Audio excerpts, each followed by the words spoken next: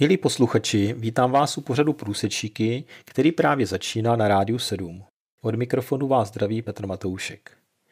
Průsečíky jsou pořad o zajímavostech ve světě umělé inteligence. Zároveň se ptáme, jak umělá inteligence souvisí s životem člověka a jak se na různé technologie dívat pohledem biblické víry. Jedním z velkých témat, které se často objevuje v souvislosti s volbami, manipulací lidského přemýšlení či ovlivňování veřejného mínění, jsou dezinformace. Ty mají podobu polopravd, překroucených faktů, jejich ohýbání a někdy až vymýšlení si. S dezinformacemi se můžeme setkat nejen v publicistice, ale jsou součástí i posuzování různých jevů, zkoumání historie, otázky ohledně vývoje člověka a jeho místa ve světě a podobně. A dnes se podíváme, jakým způsobem se na vytváření dezinformací, ale také na bojem s dezinformacemi podílí umělá inteligence. O tom nám bude povídat náš host a autor pořadu Marián Možucha, kterého bych chtěl přivítat teď u mikrofonu. Hezký den, Marián. Ahoj Peťo a vítam takisto aj našich poslucháčov. S dezinformacemi bojují sociální sítě a jiná média už obrovskou dobu. Ale pořád si myslím, že není vidět nějaký hmatatelný výsledek nebo zlepšení. Čím to je a můžeme vůbec zvítězit nad dezinformacemi? No, nejdem teraz robiť žiadnu dezinformáciu, takže poviem ti veľmi úprimne, otvorene, je to ťažký boj. A nikto nevie, ako to presne skončí. Práve kvôli tomu, lebo však v podstate aj myslenie človeka je doslova tak nastavené, že oveľa skôr uverí niečomu zaujímavému, niečomu novému, niečomu, čo je tak šokujúce, nad čím potom musí premýšľať. Niečo, čo zaujme jeho myseľ, než by uveril tomu, čo je taká nejaká jednoduchá pravda. Taká nezaujímavá, taká v podstate neakceptovateľná z rôznych dôvodov. No ale prečo to hovorím? Pretože v podstate, keď si zoberieme všetky platformy, sociálne siete, klasické web portály, dokonca aj tlačené médiá a tak ďalej, mali vždy nejaký vývoj. V rámci toho vývoja takisto boli situácie, keď boli výslovne zneužité na nejakú propagandu, na dezinformácie, chtiac, nechtiac, a musia voči tomu bojovať. Sociálne siete ako napríklad Facebook, TikTok, Instagram, mnohé ďalšie, ale dokonca aj také tie typické reťazové e-maily. To všetko vlastne sa používa na šírenie alebo dokonca generovanie dezinformácií. A nie, že odteraz, nie je len v spojitosti s umelou inteligenciou, už dávno predtým, ale samozrejme, umelá inteligencia k tomu v podstate pridala ako keby taký poriadne turbo. Takže existuje tu neustála informačná vojna, ktorá možno ešte dlho rokov potrvá. V podstate venovali sme sa tomu viackrát, tak a vôbec to nie je niečo, čo by zastaralo. Dá sa povedať, že v podstate stále sa vyvíjajú nové protiopatrenia voči dezinformáciám a v podstate stále vidíme, že presakujú do tlače nové a nové informácie o tom, ako sa niečo rozkrylo, ako sa odhalili nové a nové také tie dezinformačné siete web stránok, dokonca kde hackeri pomáhajú infikovať oficiálne web stránky práve takýmto dezinformačným obsahom za účelom vyvolania nejakej paniky, zmeny verejnej mienky a tak ďalej. Častokrát je to vlastne šírenie strachu. Vidno to aj teraz, vlastne v tomto roku, keď je rok volebný, či už v Európskej únii, vo svete. Prednedávnom napríklad som zachytil informáciu, že vlastne Európsky parlament, Európska komisia a tak ďalej bijú na poplach kvôli jednoznačným, veľmi jasne preukázaným zásahom Ruska do volieb v štátoch Európskej únie, napríklad aj na Slovensku. Ale zatiaľ je umelá inteligencia v podstate len ako keby v úlohe takého poradcu, ale nie je hlavným tvorcom tých dezinformácií, aj keď môže sa to naozaj veľmi rýchlo zmeniť. Prednedávnom robili veľký výskum v Spojených štátoch a zistili, že až 79% všetkých aktívnych voličov teda myslím v tých prezidentských voľbách, sa naozaj obávajú toho, že obsah, ktorý vytvára umelá inteligencia, to znamená práve tie rôzne deepfakes a dezinformácie, nakoniec budú použité k zneváženiu politických protivníkov, k očierňovaniu a tak ďalej a tak ďalej. Takisto vidíme, a to poviem teraz len jeden z mnohých príkladov, pred niekoľkými rokmi v podstate urobili ako keby takú prípadovú štúdiu, kde si vypočítali, ako a prečo sa vlastne rôznym kriminálnikom chce v podstate rozširovať obrovské množstvo rôznych e-mailov, ktoré sú na šírenie nejakej nenávisti, šírenie nejakého konkrétneho názoru a tak ďalej. Pretože zistili, že ak napríklad sa im pomocou nejakého jednoduchého automatizačného nástroja podarí úspešne poslať zhruba 10 miliónov e-mailov, a to teda hovoríme o situácii v Spojených štátoch, a len 1% z nich prenikne cez tie spam filtre, pretože na to práve umelá inteligencia je priam ako stvorená, že dokáže v podstate obchádzať tieto spam filtre.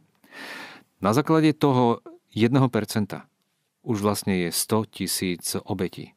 A to môžu byť obete, ktoré podľahnú nejakému podvodu, prípadne nejakej konkrétnej nie na pravde založenej informácii a tak ďalej. To znamená, že tá umelá inteligencia, pokiaľ ju dáme naozaj do takéhoto obrovského meritka, keď hovoríme o desiatkách, prípadne stovkách miliónov adresátov, alebo teda tých, ktorí odoberajú nejaké správy a tak ďalej, a tie, ktoré sú vlastne pozmenené, falošné, ohnuté a tak ďalej, tak vidíme, že v podstate je to obrovský biznis. Takže mnohé dokonca marketingové spoločnosti ako keby presedlali na to, že v podstate vyrábajú falošný obsah. Samozrejme na objednávku, nie sami od seba. A prednedávnom dokonca aj na slovenských technických portáloch sa objavila informácia, ktorá nie je teda priamo zo Slovenska, ale ako preklad existujúcich odborných názorov v komunite, ktorá je napojená na potláčanie dezinformácií, dátových vedcov a tak ďalej, že zhruba o 5 rokov už nebude možné odhaliť tzv. Deepfake. Pretože či už hlas alebo obraz bude natoľko kvalitný, že to je jednoducho takmer nemožné ľudskému oku rozoznať. Ani pri nejakom vynaloženom úsilí. Už to bude v podstate možné len pod jednoznačnou nejakou forenznou analýzou, veľmi podrobnou analýzou tých daných fotiek, videí a tak ďalej a tak ďalej. Dokonca nepomáha, alebo zatiaľ nepomáhajú ani metódy, kde vlády, rôzne organizácie, povedzme takisto aj mediálne spoločnosti a výrobcovia inteligentných kamier sa spájajú, aby vytvárali v podstate jednoznačný tlak. Jeden z tých tlakov alebo spôsobov, ako možno teoreticky zabrániť rôznym takýmto polopravdám alebo vygenerovaným klamstvám, sú vodoznaky. Avšak zistilo sa, že práve vodoznaky sú jeden z najľahšie prelomiteľných spôsobov. Pretože každá firma, nazvem napríklad Synth ID, to je vodoznakový produkt firmy Google, ktorý sa začal propagovať s tým, že je v podstate neprelomiteľný. Áno, do istej miery to bolo veľmi, veľmi sofistikované. Na začiatku sa to tak zdalo, po istom čase sa zistilo, že hackeri našli spôsob, ako prelomiť tento vodoznak a vlastne už to nebola ochranná známka, ale pozvanie. Pozvanie do výroby v podstate tzv. Nepriestrelného falošného obsahu. A toto je naozaj veľmi zlé, pretože v podstate v momente, ako hackeri rozoznajú, prelomia práve takúto nejakú digitálnu ochranu, tak tým pádom ako keby sa dostali dovnútra.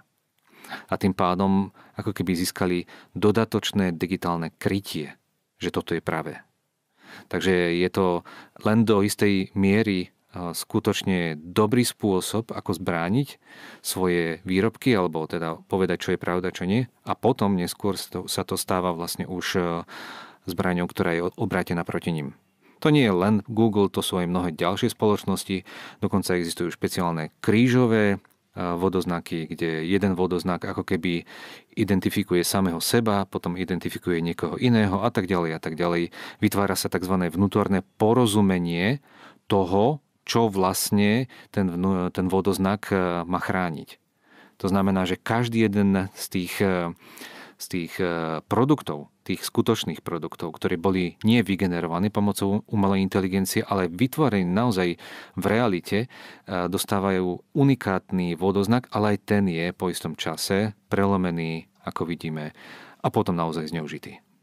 Takže môžeme sa spoliehať na svoj zdravý úsudok? Ja osobne si myslím, že častokrát nie. Google napríklad prednedávnom pripravil špecializovaný produkt umelej inteligencie, ktorý nazval SAFE, ako SAFE. Má to samozrejme, to je vlastne len marketingový názov, pod ním je vlastne celá plejáda produktov umelej inteligencie, ktorý má brániť voči rozširovaniu dezinformácií. Samozrejme najprv pomocou overovania textu. Dokonca práve tento produkt sa špecializuje na tzv. Inteligentné overovanie faktov. A je vraj až 25-násobne efektívnejší, než keď to isté robia ľudia. Hovorí sa dokonca, že tento overovač vlastne toho, čo je pravda, čo nie, je, keďže je to dostupný, verejne dostupný kód, otvorený, tak v podstate takéto niečo môže si nainštalovať každý do počítača, prípadne sa pripojiť k tejto iniciatíve. Ale až čas ukáže, do akej miery to bude naozaj efektívne. Vidíme napríklad, že množstvo dokonca aj mladých ľudí sa dostalo ako keby na druhú stranu, pretože v záujme toho, že chcú ohúriť niekoho, tak začínajú zneužívať mnohé dostupné produkty na to, aby napríklad svojim spolužiačkám alebo z fotiek alebo z videí svojich spolužiačok vytvorili nejaké nahé fotky. Alebo vytvárajú dokonca takéto nahé fotky političiek, rôznych celebrít a tak ďalej. Častokrát je to záležitosť len nejakého naučenia sa a potom možno 2-3 hodín práce. Na druhej strane vidíme, že stále tu existuje nejaká šedá zóna. A práve v oblasti umelej inteligencie. Tej, ktorá je verejne dostupná. Pretože umelá inteligencia napríklad prednedávnom z dielne Ilona Muska, umelá inteligencia s názvom Grok, prednedávnom pomocou sofistikovanej metódy uvoľnila vlastne informácie, ako zostrojiť bombu, ako ukradnúť auto a dokonca ako bez nejakého vážneho podozrenia uniesť deti.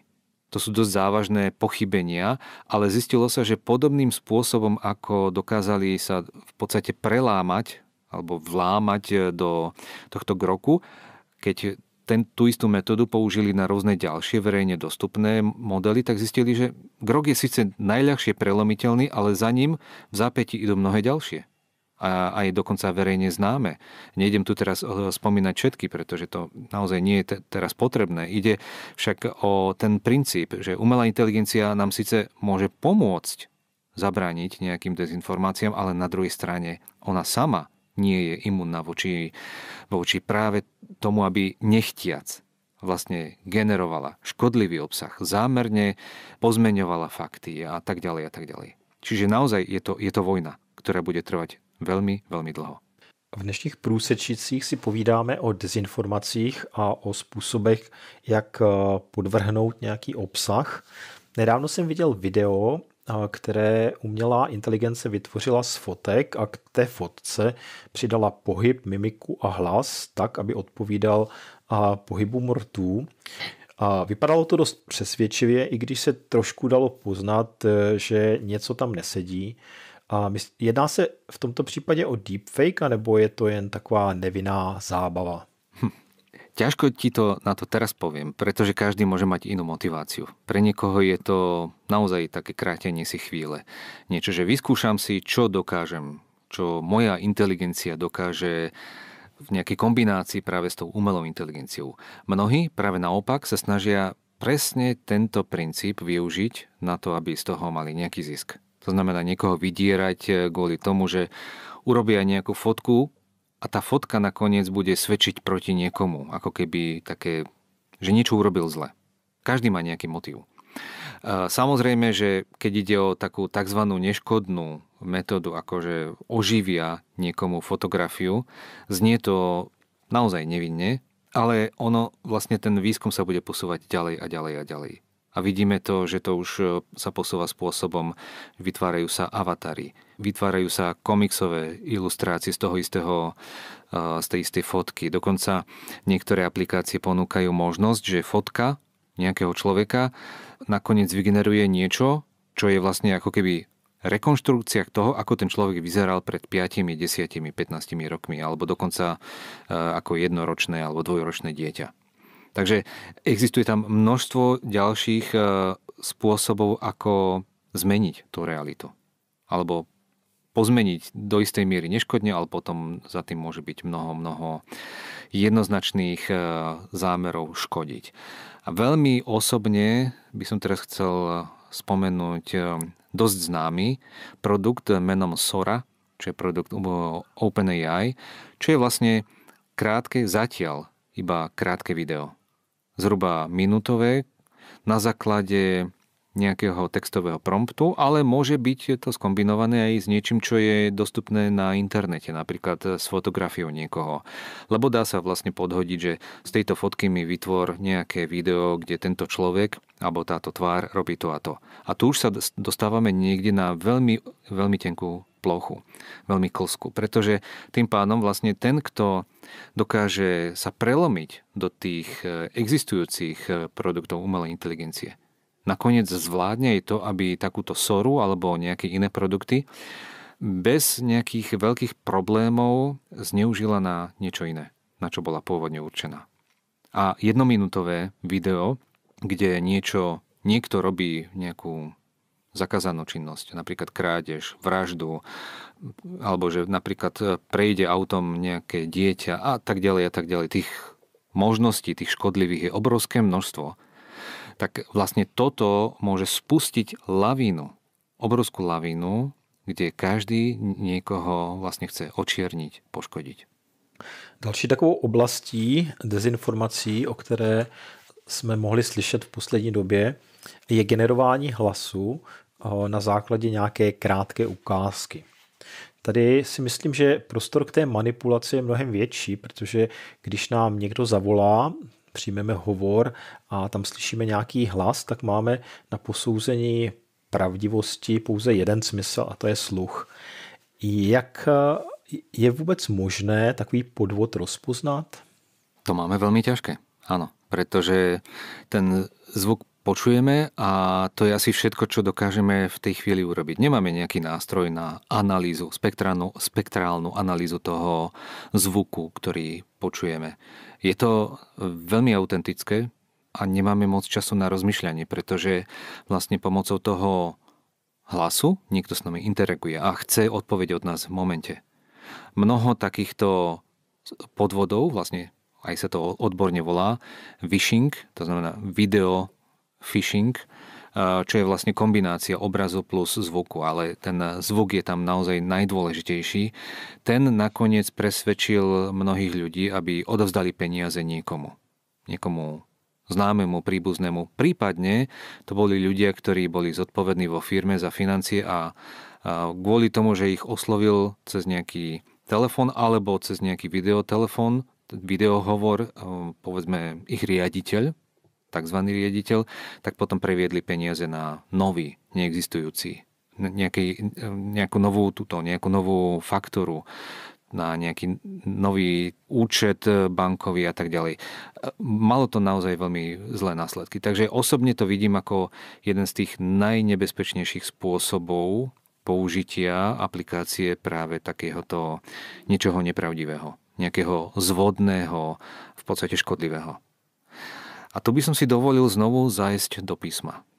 Pretože v Božom slove je veľakrát taká výzva: nepodľahnite nepravde, klamstvu. Dávajte si pozor na to, čo počujete, na čo hľadíte, overujte si.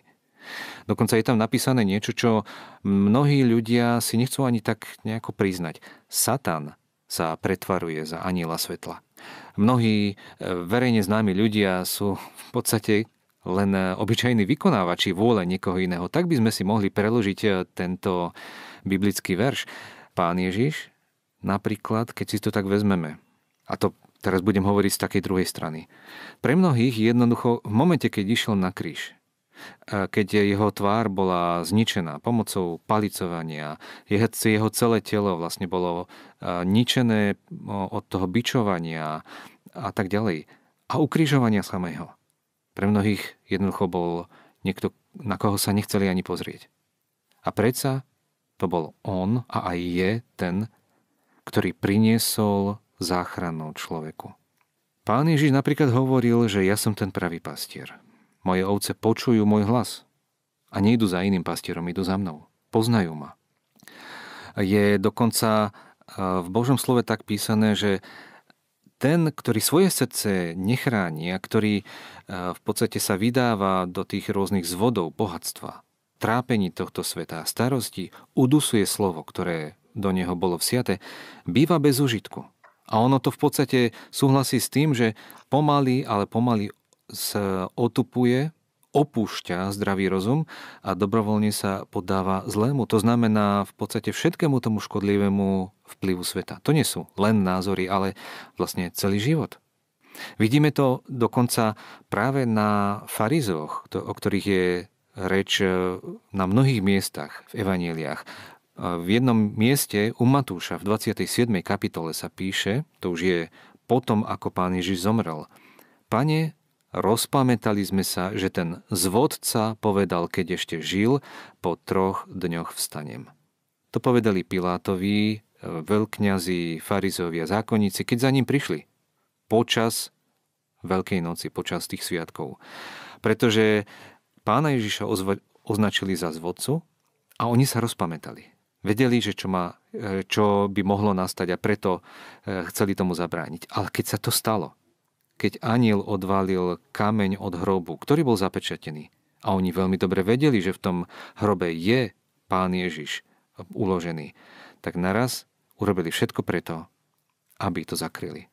A naozaj v tomto prípade vidno, že zlodej kričí: chyťte zlodeja.